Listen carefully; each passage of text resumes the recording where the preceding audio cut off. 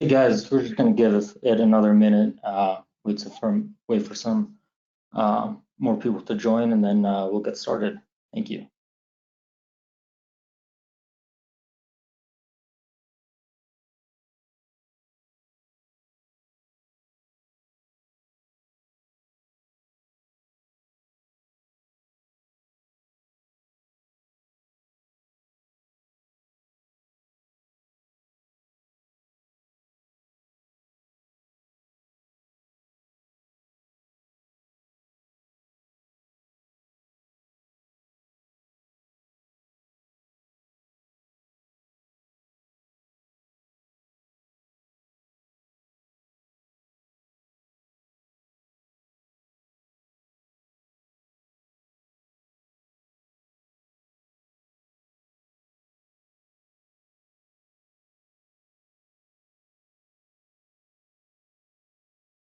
You guys, we're just going to give it another minute.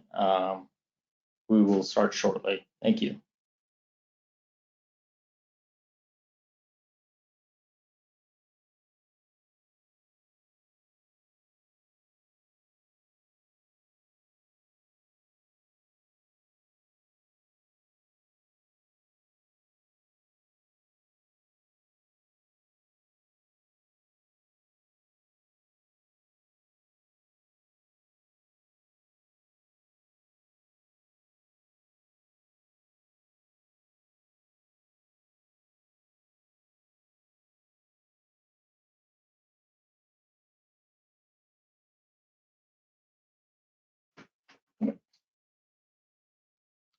Hello, everyone.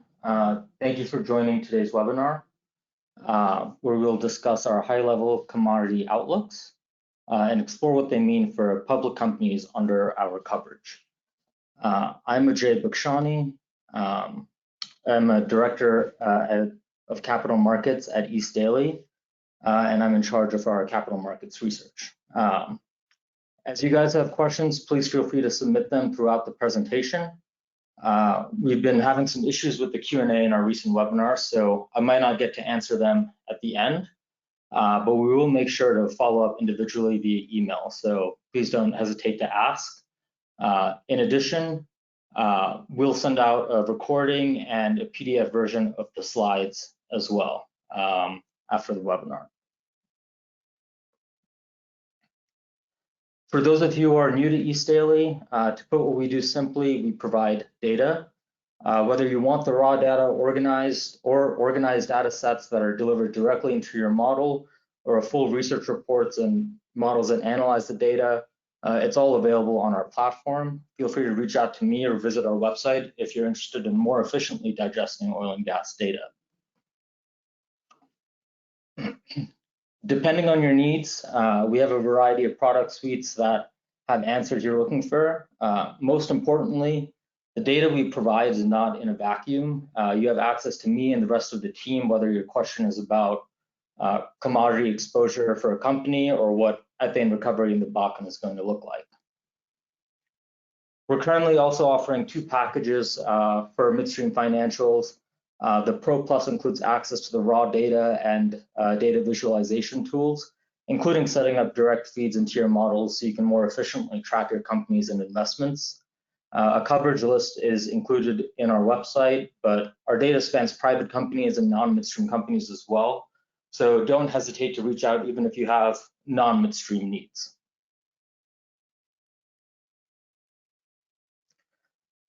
Lastly, for more tailored solutions, we have an advisory team that can help provide more detailed analysis, whether it's due diligence on an asset, market studies on production, and takeaway constraints for a particular region, or even commercial strategy. Now, with the introductions out of the way, let's get into the thick of it. Volatility, especially in gas markets, continue to dominate headlines. And we have companies already looking towards 2025. However, not all is equal. We expect 2024 to be a good year for the Permian and continue to boost NGL and crude asset earnings. In gas, production cuts and another year of strong power burn might not be enough to improve prices this year, but should do a decent enough job of bringing inventories back towards the 5-year range before the next wave of LNG facilities come online. On NGLs, we've had a lot of questions come in about pipeline egress capacity and frac capacity being overbuilt. Despite 1 million barrels a day of capacity being added to both, production continues to surprise.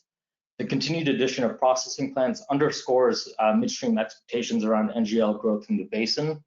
The benefits go all the way through exports, which are nearing capacity and boosting export rates significantly quarter over quarter. Crude is also getting exciting again. We're set to hit 80% utilization on pipes. These are levels we've not seen since 2019, and that was a long time ago. So it seems like the market may be sleeping on this fast coming constraint. But what does this all mean for midstream? For starters, we don't expect 2024 to be a sleepy year. We called for more public M&A in our Dirty Little Secrets annual outlook, and we started to see that with NewStar, Equitrans, and even rumors around Western. But beyond that, gas volatility and strong Permian supply will create some winners and losers in 2024. So digging into our gas outlook, we're in line with the forward curve through 2024. Storage inventories are ending winter at about 673 BCF, above the 5-year average and well above the 5-year range. Production cuts and record power burn are not going to be enough to bring that down sufficiently before the LNG ramp. We expect to end the year at 361 BCF above the 5-year range, which is near, but at least within the max that we've seen over the last 5 years. Thus, bringing that to our price outlook, we expect weak prices to continue through the summer, although it's going to at least be above, or we expect it to be at least above $2. Assuming a normal winter, in addition to the ramp in LNG demand, the storage surplus should quickly fall and be back below the 5-year average by the end of March. The current strip's not high enough to fill production, and that's going to cause further inventory declines. So we forecast that the strip needs to move higher beyond where it's currently at for winter 24-25 in order to incentivize more supply and meet demand, opposite to really what we've seen so far in 2024. We've already seen a decline in production this year and expect production to stay relatively stable at 103 to 104 BCF a day through 2024. The right chart shows our unconstrained production outlook based on the current strip by basin. So we expect the Northeast and Ark-La-Tex production to recover from the 2024 cuts, but we're going to need to see further growth in order to meet LNG demand. The Permian is really the only basin that's adding significant gas supply in 2024 and 2025. Bringing the focus back to 2024, though, the main story of the quarter is the dip in gas prices below $2 and the subsequent cuts announced by various gas producers. Maybe unsurprisingly, Williams has the most exposure to these cuts, especially by the ones by Chesapeake and Coterra. Those two companies supply the majority of Williams's Northeast gathering systems, and we expect cuts to total almost 20% of volumes for that basin for Williams. Williams does have some cost of service protections, but those are only redetermined annually, and financials indicate there is still volume risk at those assets. So we expect a maximum $80 million impact, assuming all of those cuts from Chesapeake and Coterra happen on their systems, and we're assuming that those start in 2Q and last through 4Q. Pipeline sample data, as you can see in the blue line on the top chart, already shows that there's been about a 400 million cubic feet decline in volumes on that system since December. Chesapeake also sends gas to Williams' Haynesville system, so that could impact earnings by another $30 million for 2024. The company also sends gas to ET's Haynesville system, where we expect a similar impact, although within the larger company of ET, it's going to have a minimal impact on overall earnings. Coming into the year, we've had a positive outlook for Williams, and we're actually at the high end of guidance. So once we account for these cuts, we'll likely be more in line with the midpoint of guidance. Unsurprisingly, Williams is more focused on 2025, and they've already provided guidance for that year already. So 2024 might be a harder year than expected for them, but the long-term tailwinds for the company remain.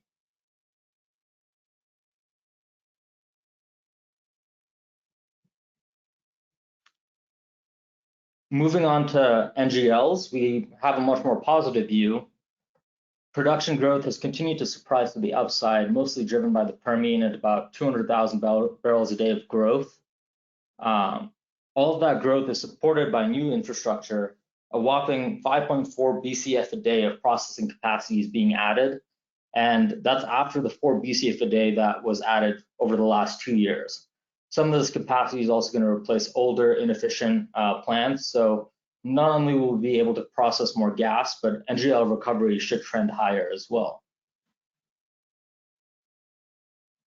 The build out and processing capacity has been coupled with a slew of pipeline expansions.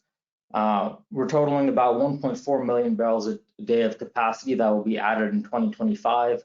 And that's going to shoot utilizations back down towards 70% for Permian NGL egress. The vast majority of the capacity is being added by the usual Permian NGL behemoths, Enterprise, Energy Transfer, and Targa. Rates should decline as companies fight for the incremental barrel, especially as plant dedications made during the initial Permian build-out from 2010 to 2015 start to roll off. However, we climb back to 80% utilization within a couple of years. So, you shouldn't be spooked by this. We definitely don't expect to see a free fall in rates like we saw in crude pipelines between 2020 and 2022. Another thing to remember is that NGL pipelines have different economics. They're relatively cheap to build compared to gas pipelines, and the lack of MVCs and reliance on plant dedication support higher rates. These pipes don't need to be full to generate sufficient returns either. So at full utilizations, we're looking at build multiples of 3 to 4 times. So even at 50% utilization, we expect pretty good returns. A lot of the build outs also supported by those processing expansions we discussed in the previous slide. And as integrated midstreamers fight to get NGL barrels into their value chain, they'll want to ensure capacity and they can make up those fees at the frac and export terminals as well. Moving on to fracs, capacity there is a little bit more tight as well, with utilization staying about 90%, despite a similar 1 million barrel a day build out. Nameplate capacities, however, do underestimate effective capacity here. So we probably won't see true constraints until we're consistently above that 100% mark. We still think there's room to add a couple of fractionators. Lead times have extended to about 1.5 to 2 years to build these fracs. So announcements in 2024 and 2025 are going to help get ahead of any possible constraints we might see in 2027. Targa's already said that they've ordered long lead items for its Frac 11, which they haven't FID'd yet. And then MPLX recently mentioned that they filed for an air permit for a frac and NGL storage at Texas City as well. One more thing to note is that with NGL pipe rates, they're often quoted on a transportation and fractionation basis, or TNF. So with fracs a little tighter than NGL egress, that should help joint rates from falling too precipitously like we saw in crude.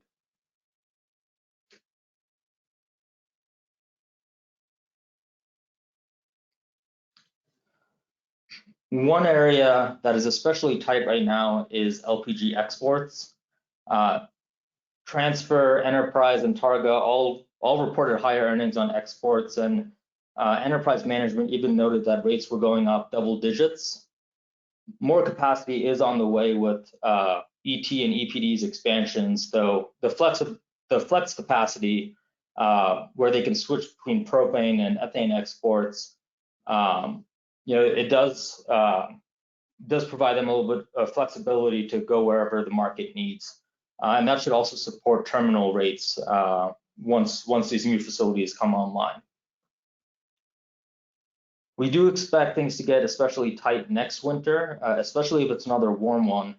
LPG exports have been doing a great job of clearing the market with domestic demand plateauing and even declining.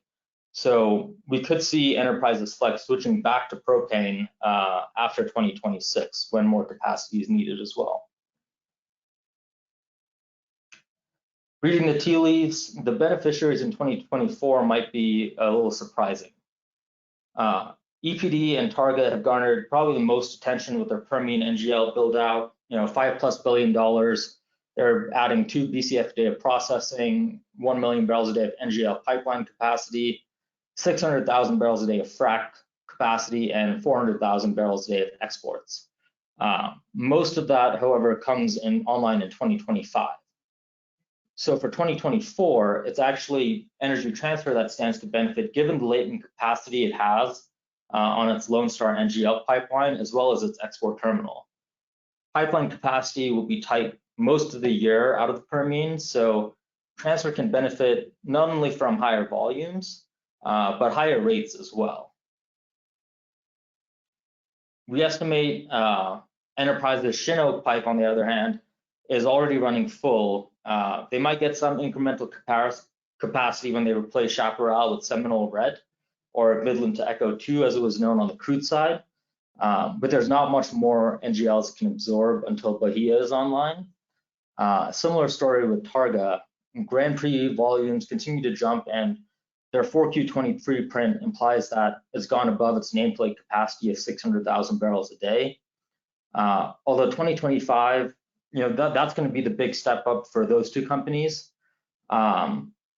But the main beneficiary for 2024 is going to be Transfer. We expect about $130 million tailwind for ET and lower but still modest uplift for Enterprise and Targa at about $40 million.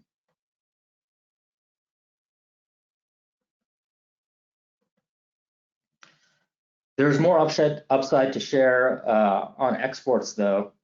Rates continue to go up, and with continued tightness through the first half of 25, we expect the big three to benefit from any uncontracted capacity they have, as well as marketing.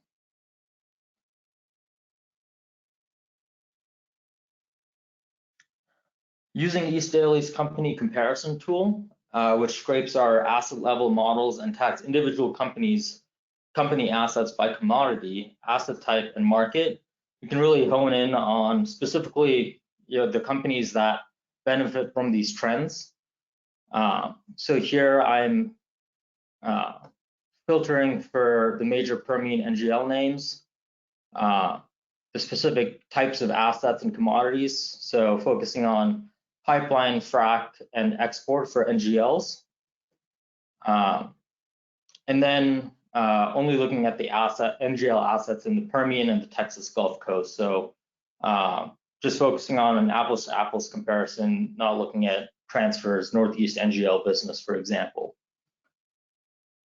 We see a pretty similar theme when isolating these assets. EBITDA is going up and to the right. It goes to show that even in a competitive G&P environment with lower supply growth expectations than we've seen in the 2010 to 2019 timeframe, the integrated NGL business is still finding a way to grow at a pretty rapid clip.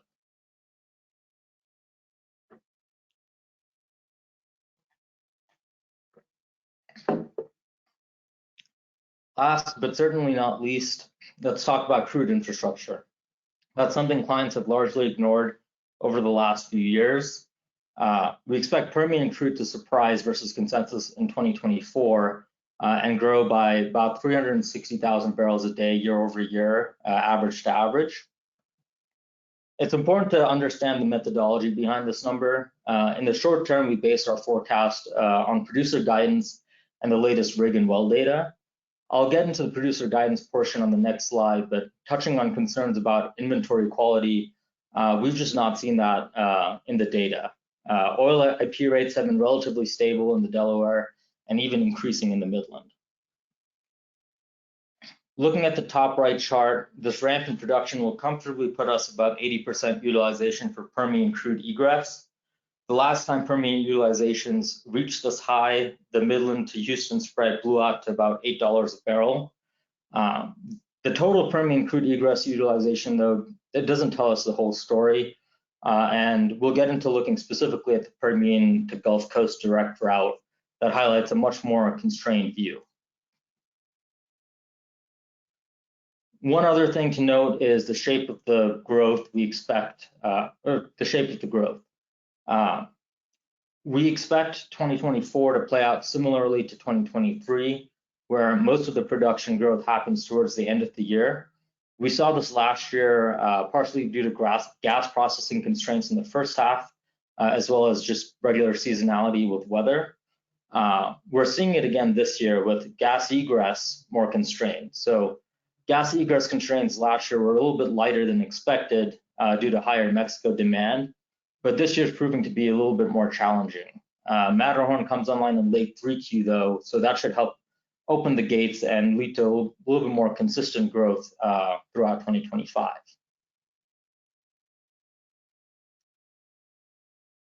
I mentioned we build up to our short-term Permian crude outlook using producer guidance. So let's dig into that a little bit.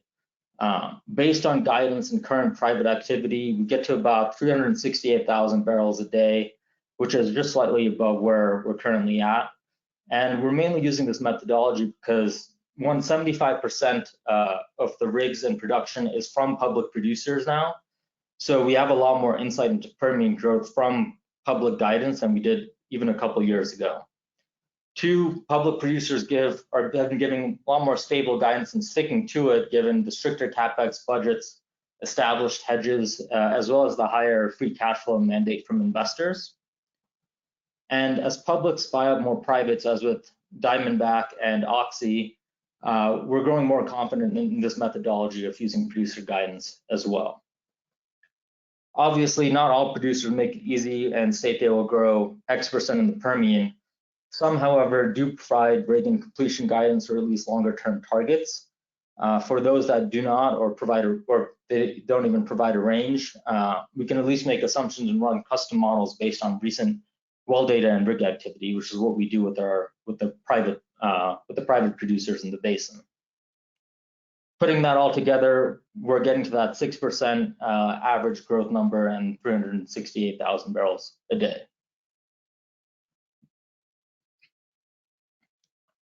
Permian to Gulf Coast capacity is the key route we have to look at when assessing Permian tightness. So looking at this, Permian to Corpus is already at 90% utilization, and Permian to total Gulf Coast, which includes Houston, we expect that to hit 90% by year-end 2024. The forward spread is widening to reflect that decreasing utilization, but it's only about $1.25. That's well below the $6 to $8 spread the last time it was this tight back in 2019. So with utilizations getting consistently high again, there's much more downside to the current forward curve. And it's about, the current forward curve is only about where rates are currently at, again, at that $1 to $1.50. One argument is that the remaining 10% of capacity is a lot more today than 10% capacity in 2019. And that's a fair point. That might mean basis won't blow out to $8 again, but there's still room for widening to about $2 or $3 in our view, which should be strong enough to support marketing earnings and recontracting. We can't ignore the option for barrels to go north to Cushing either. However, stack rates to go north are well above the current, $1.25 per barrel spread. Incentive rates right now are currently close to that $2 number, but those will definitely roll off. So we've seen this happen with Permian Corpus pipes like Cactus 2 already. I think it was in 3Q last year, they got rid of their incentive rates of about 75 cents a barrel, and now rates have bumped up to about $1.30. There are some expansion opportunities such as Gray Oak, which we have included in these charts. However, that only pushes the story a little bit out. The fact that they didn't push the whole expansion at all, or the whole expansion all at once, also shows that either producers still aren't willing to take out capacity, or midstream is holding out for higher rates.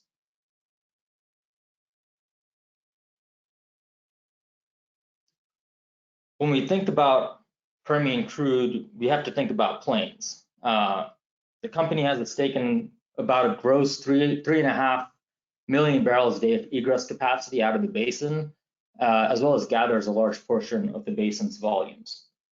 As I said before, the Permian to Gulf Coast pipes are getting relatively full, and that's especially true of Plains' most important pipes, Cactus 1 and Cactus 2.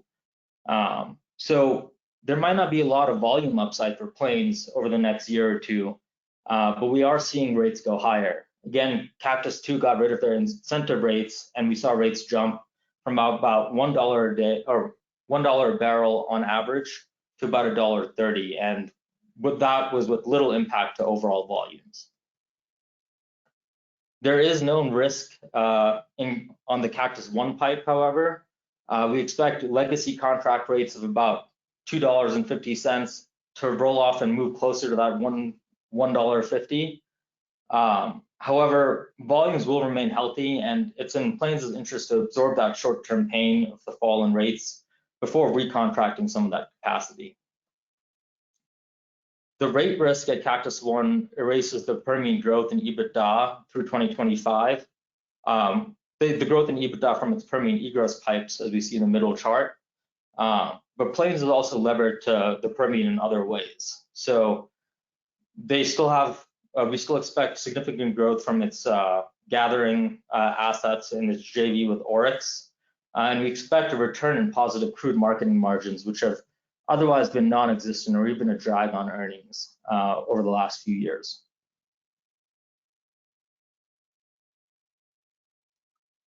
Again, using our company comparison tool, we can see who's set to benefit from Permian tightness. Looking at the crude pipes specifically, even with the Cactus 1 rate risk, Plains' crude egress pipes out of the Permian still have an upward trajectory through 2027. And Enterprise, Transfer, and Enbridge are also growing at a similar rate. I will just quickly note on Enbridge's line, that forecast doesn't include the additional earnings from the Gray expansion just yet. So as we update our models over the next couple of weeks ahead of 1Q earnings, I expect that trajectory for Enbridge to get a little bit steeper. We can, again, use the same tool to also look at marketing earnings by midstreamers. We see a similar trajectory, although a much more conservative outlook that uses the forward curve and does not include our projections for a wider basis just yet.